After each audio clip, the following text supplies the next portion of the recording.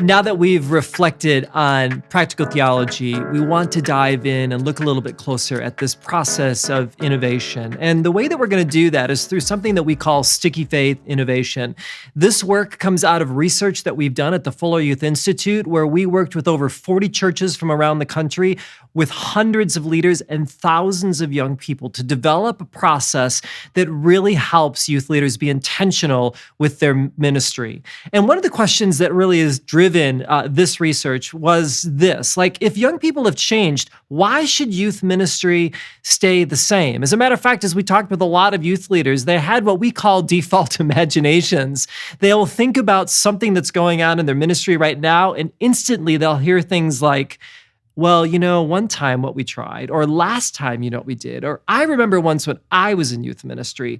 Do you see what they're doing? They're looking back at a solution from the past to handle a challenge in the present. If young people have changed, the question really is, where does youth ministry happen? And this is where we wanted to direct our sticky faith innovation. And so we believe that it starts with young people and narratives. I might say something that may sound kind of crazy, but hang in there with me. I actually think that young people are not bent on doing things wrong, trying to buck a system, to annoy you, or to annoy their parents. I actually think what's happening is that they have a narrative inside their heads that they are living quite well right in the middle of. However they think the world works, they are trying to live and be successful in it.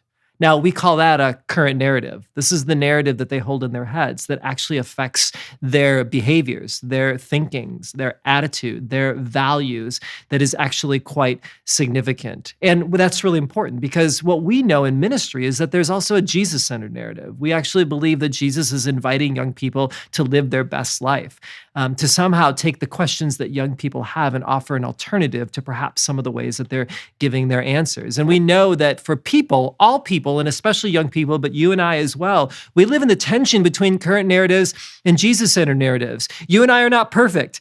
Young people are not perfect. And so we certainly are not living square in the Jesus-centered narrative. And at the same time, there are things from our past, things that we tell ourselves that are the current narratives that sometimes hold us back, that say things about us that aren't necessarily true. And it's in this tension that ministry really happens. The tension between the current narrative and the Jesus-centered narrative. This is where we actually have to do the work. And this is really important. And let me tell you why. Because if we interpret young people's actions through our narratives, all we will try to do is to change their behavior, clean them up, keep them safe, keep them out of trouble, tell them what to do. But that's not discipleship. That is basically control and behavior modification. What we want to do is to understand young people's current narratives, because if we understand their narratives, we can then invite them into a Jesus-centered narrative that begins to offer an alternative to the narratives that they and we have in our heads. And so this is what sticky faith innovation is all about. So sticky faith innovation has 3 moves, and in the next couple of lessons, we're going to unpack them. The first one is compassion, the second one is creativity, and the third one is courage. Now, let's talk a little bit about this idea of compassion. When it comes to compassion, we believe it happens when we actually seek out our young people and seek to understand them. We empathize with them, and then we try to listen for what they're actually working through their identity, belonging, and purpose questions. And so when we think about compassion, again, the first question we have to ask ourselves is, what do students tell themselves? What are the stories that they're telling themselves, and how do we begin to understand that? What we did with some of our youth ministry leaders in the research that we did is we had them go and listen to young people, then try to summarize in one sentence a story that they were telling themselves. You can reflect on all these, but let me just point out one from identity, belonging, and purpose.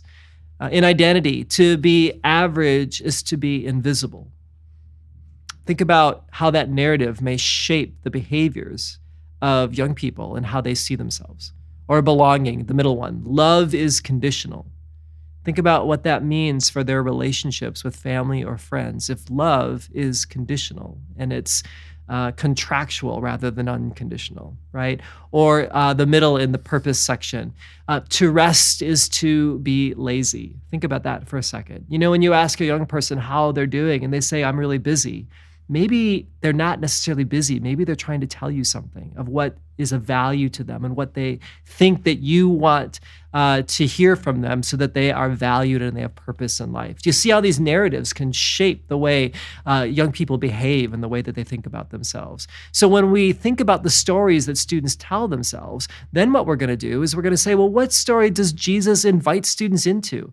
If the current narratives of what they're telling themselves, what's the alternative that Jesus might speak to them and invite them into that's a better story and a better life for them? This is the work that we do in youth ministry. And this is what compassion, creativity, and courage is all about. When we begin to step closer with compassion and we understand young people's current narratives, then we move in the direction of really doing good, innovative work that leads toward great discipleship.